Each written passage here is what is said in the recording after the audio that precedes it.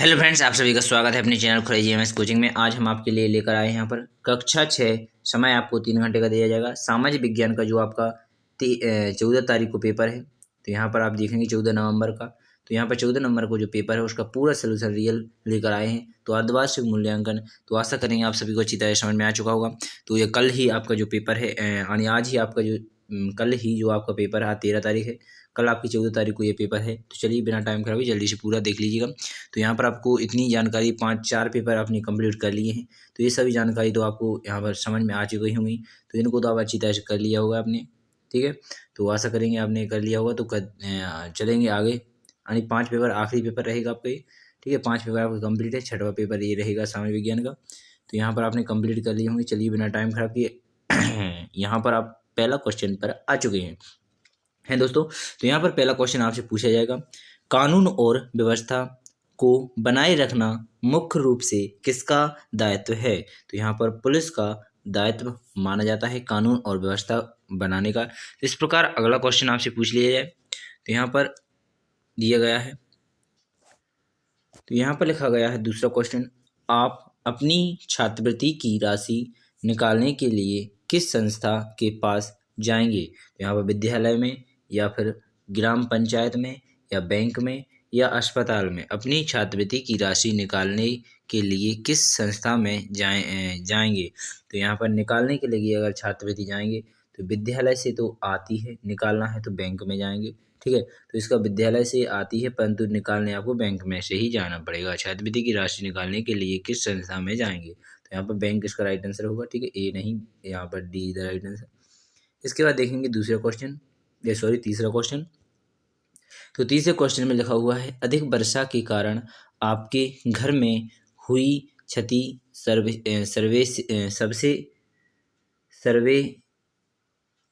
के लिए आप किससे संपर्क करेंगे।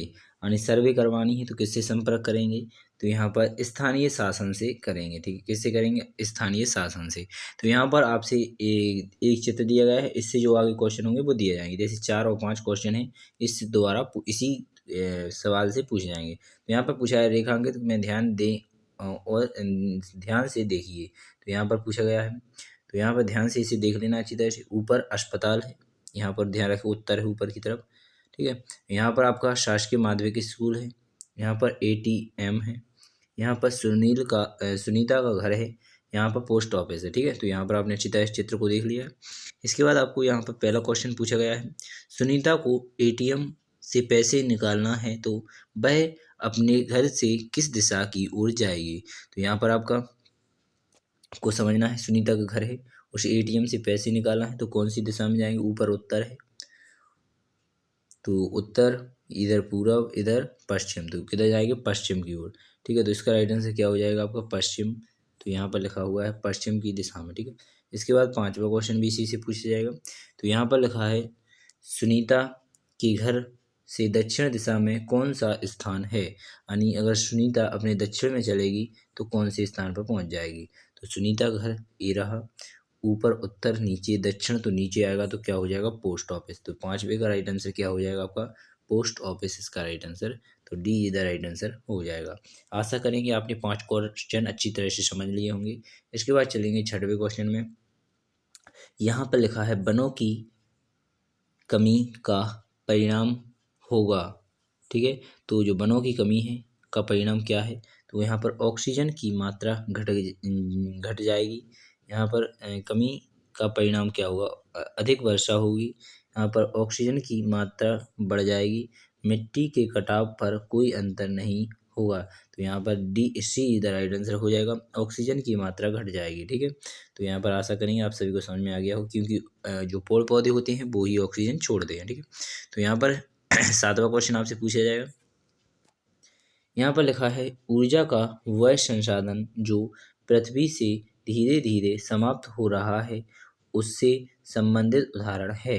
तो यहाँ पर कोयला इसका राइट आंसर हो जाएगा, ठीक है। तो यहाँ पर अगला क्वेश्चन लिखा हुआ है, पर्यावरण सुरक्षा को ध्यान में रखते हुए किस ईंधन से चलने वाले वाहन का उपयोग करना चाहिए। तो यहाँ पर सौर ऊर्जा का, ठीक है, सी द राइट आंसर हो जाएगा। इसके बाद देखेंगे 9वां क्वेश्चन। तो ये रहा आपकी स्क्रीन पर 9वां क्वेश्चन। यहाँ पर पूछा गया है सरकार द्वारा नेशनल पार्क की स्थापना का मुख्य उद्देश्य है।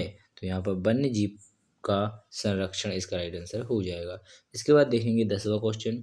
यहाँ पर लिखा है चांगपा, ठीक है, चांगपा लोगों से संबंधित कौन सा कथन सही नहीं है। तो यहाँ पर चांपा लोग हरे मैदानों की खोज में घूमते हैं। तो यहाँ पर इसका राइट आंसर डी हो जाएगा।